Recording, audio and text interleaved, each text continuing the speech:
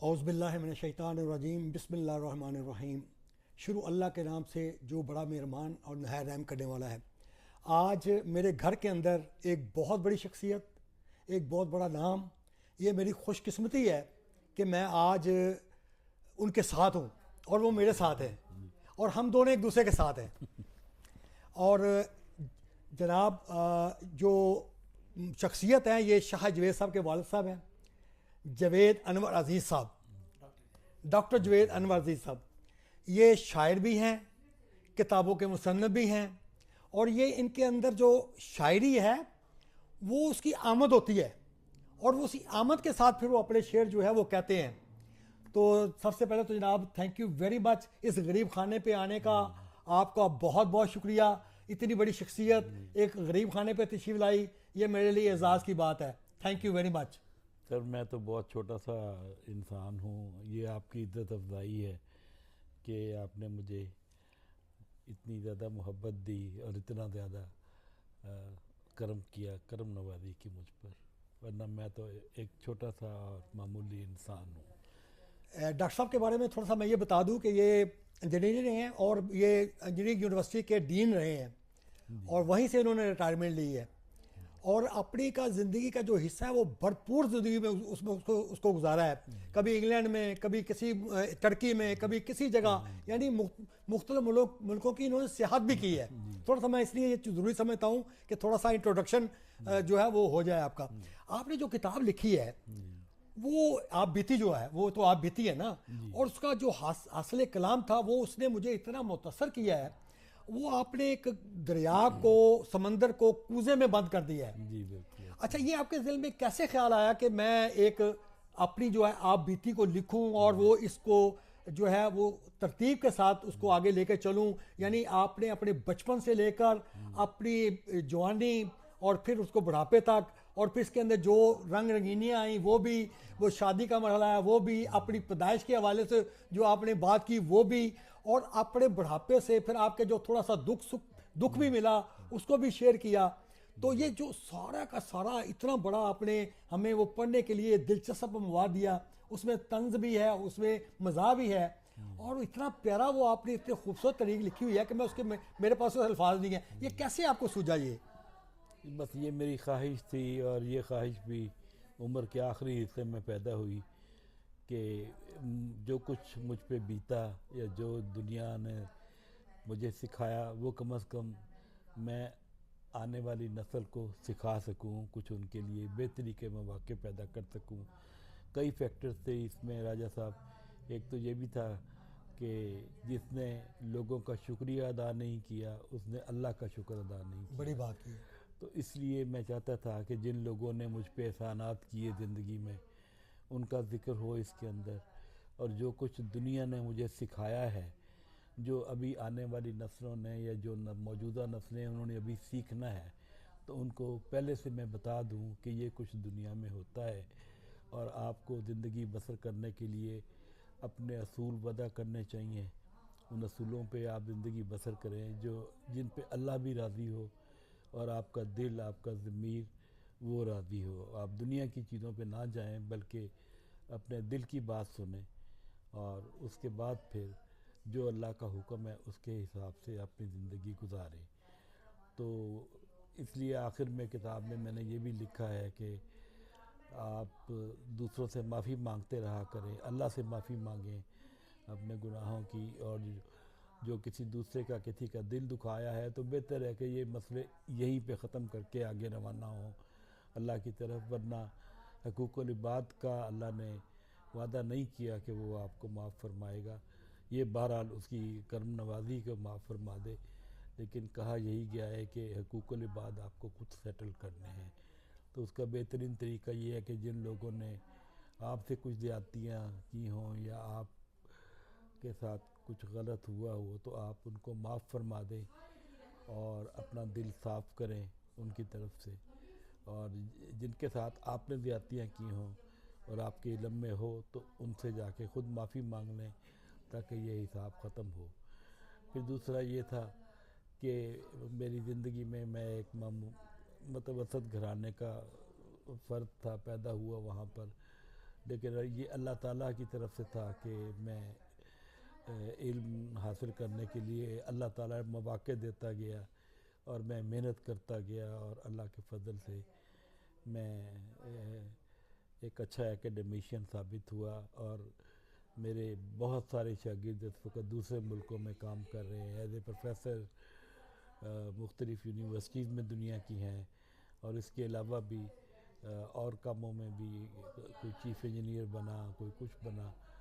तो बस उनका भी सबका मैंने शुक्रिया भी अदा करना था कि वो मेरे नाम को आगे लेकर चले हैं और एक अच्छा नाम दुनिया में पैदा किया है।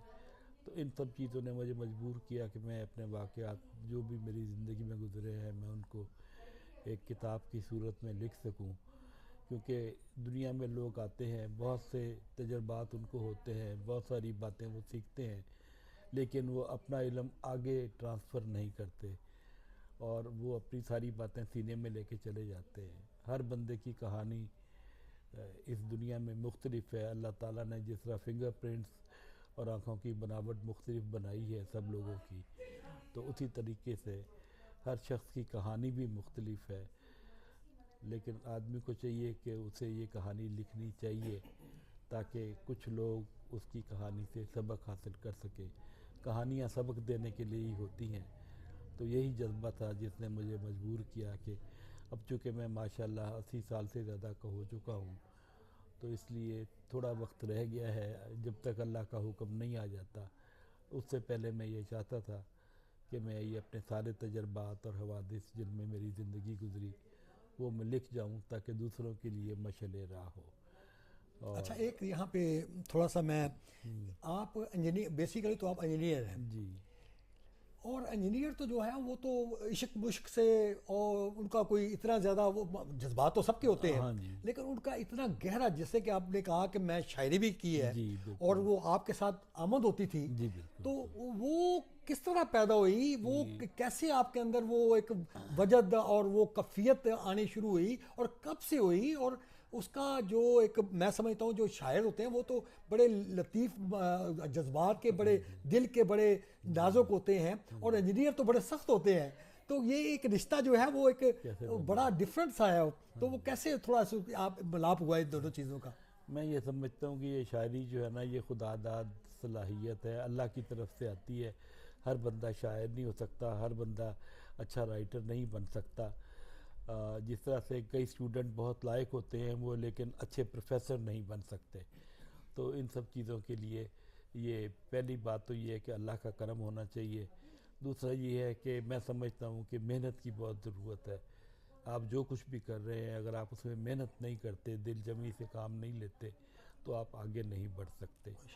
तो इसी जज्बे से आपने मेरी इंजीनियरिंग का जिक्र नहीं किया। माशाल्लाह मैंने इंजीनियरिंग में 85 से ज़्यादा रिसर्च पब्लिकेशंस हैं जो मेरी शाये हुई हैं, और इसमें इंटरनेशनल रिसर्च पब्लिकेशंस भी हैं। माशाल्लाह, और एक किताब मैंने यूनिसेफ के लिए भी लिखी, माशाल्लाह, और एक किताब में मैं को ऑथर हूँ जो कि आजकल इंजीनियरिंग के स्टूडेंट को पढ़ाई जा रही है। माशाल्लाह। इसके अलावा मैंने दुनिया में बेशुमार कॉन्फ्रेंसेस अटेंड की हैं, और बाद औक़ात तो ऐसा हुआ कि मेरी वजह से वो जिस होटल में वो कॉन्फ्रेंस हो रही थी वहाँ पे पाकिस्तान का झंडा भी लगाया लगा हुआ था, उन्होंने, वाह, क्योंकि मैं पाकिस्तान को रिप्रेजेंट कर रहा था। नुमाइंदगी कर रहे थे मैंने 15-16 ममालिक में मुख्तलिफ़ औक़ात पे जाके पाकिस्तान की नुमाइंदगी की है, और अल्लाह के फ़ضल से बहुत अच्छी ज़िंदगी गुजरी।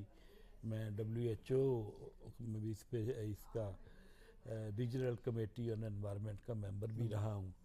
पाकिस्तान में जो पाकिस्तान एनवायरमेंटल प्रोटेक्शन काउंसिल है, मैं उसका भी 3 साल तक मेंबर रहा हूँ, और बहुत से एजाज़ात अल्लाह ताला की तरफ से मुझे मिले हैं।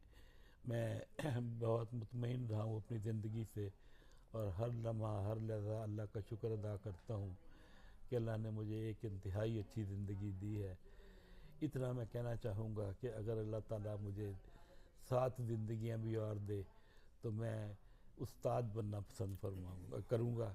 और अल्लाह ताला मैं समझता हूँ कि असातिज़ा को हमारे मज़हब में भी बड़ा मकाम हासिल है, और इससे दिल को तस्कीन मिलती है। और जब मुझे पता चलता है कि मेरा फ़लाँ स्टूडेंट भी किसी यूनिवर्सिटी में प्रोफेसर है या डीन है, ये तो मुझे बेइंतहा खुशी होती है।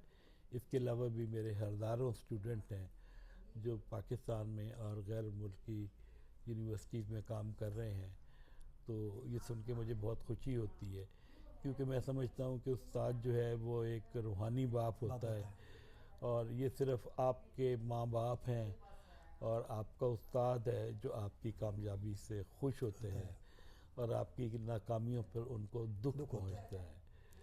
तो अल्लाह ताला मेरे स्टूडेंट्स को भी सलामत रखे। मेरे कई ऐसे स्टूडेंट हैं जो मेरी ज़िंदगी में मेरी मग़फ़रत की हर नमाज में दुआ करते हैं, तो ये बड़ा एज़ाज़ है मेरे लिए अल्लाह ताला। ये जनाब आपके सामने इतनी बड़ी शख्सियत, और उस शख्सियत के सामने जो उसके उन जो लफ्ज़ ले रहे हैं उनसे, तो एक ये उनके बेटे जनाब शाहिद जवेद साहब बैठे हुए मेरे साथ, ये भी इंजीनियर हैं। वो कहते हैं ना, पाकिस्तान के अंदर डॉक्टर का बेटा डॉक्टर और इंजीनियर का बेटा इंजीनियर, ये सिस्टम पाकिस्तान के अंदर चल रहा है।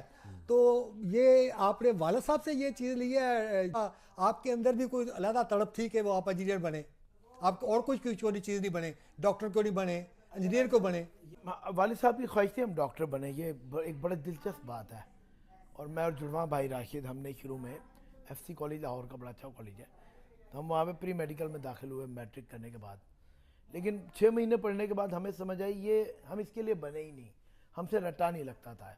बायोलॉजी में रट्टा लगाना पड़ता है काफ़ी, तो हमने उससे ऑप्ट आउट कर दिया कि नहीं। हमने इनको दरख्वास्त की कि हमें री-एडमिशन कराएं। 1 साल ज़ाया हुआ, दुख हुआ, लेकिन बाद में दोनों भाई माशाल्लाह बैचलर्स भी कर ली, और उसके बाद हम मास्टर्स ऑफ इंजीनियरिंग भी कर गए। तो फिर बड़े मुल्कों में काम किया, पाकिस्तान में भी किया, UAE में भी काम किया, और ऑस्ट्रेलिया में भी काम किया। अल्लाह ताला ने इज़्ज़त दी। तो मैं समझता हूँ कि जॉब, थोड़े मुश्किल लम्हात भी आए जब जॉब नहीं होती थी, लेकिन जो आपकी इंजीनियरिंग से स्किल्स डेवलप हो जाती हैं वो आपको हर जगह लाइफ में हेल्प करती हैं। तो हमें फ़ख्र है बाकायदा, और अबू की तरह थोड़ा सा मैंने भी पढ़ाया है। लाहौर में एक प्राइवेट यूनिवर्सिटी में, मैंने यूनिवर्सिटी ऑफ साउथ एशिया में मैंने भी पढ़ाया था, और इनके स्टूडेंट्स तो बहुत ज़्यादा चाहने वाले, लेकिन मुझे भी बहुत इज़्ज़त मिली थी उस वो काम करके, और मेरे स्टूडेंट बड़ा प्यार करते थे। That's all, thank you very much. ये थे जनाब हमारे साथ बाप और बेटा। ये देखे कैसा अल्लाह ताला ने एक सिस्टम बनाया है कि बाप भी इंजीनियर और बेटा भी इंजीनियर, जैसा बाप वैसा बेटा माशाल्लाह। तो जिस तरह ये काबिल है उसी तरह बेटा भी माशाल्लाह काबिल है।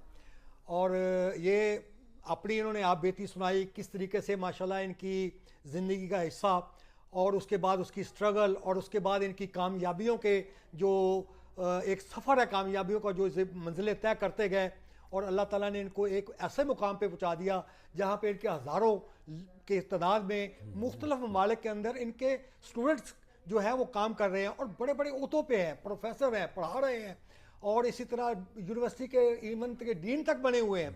तो ये जी आपका अल्लाह का आपके ऊपर खास एहसान है, मैं और बहुत शुक्रगुजार हूँ अल्लाह तो ये मेरी भी खुशकिस्मती, मैं भी अल्लाह का शुक्रगुजार हूँ, आपका भी शुक्रगुजार हूँ कि आप इस हमारे मेहमान बने और मुझे इज़्ज़त दी।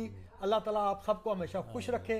मेरी दुआएं आपके साथ हैं, मेरी हर चीज़ आपके साथ है, और मैं ये उम्मीद रखता हूँ कि आइंदा भी इसी तरह मेरे साथ आपकी मुलाकातें जारी रहेंगी। बिल्कुल जारी। Thank you very much sir, thank you.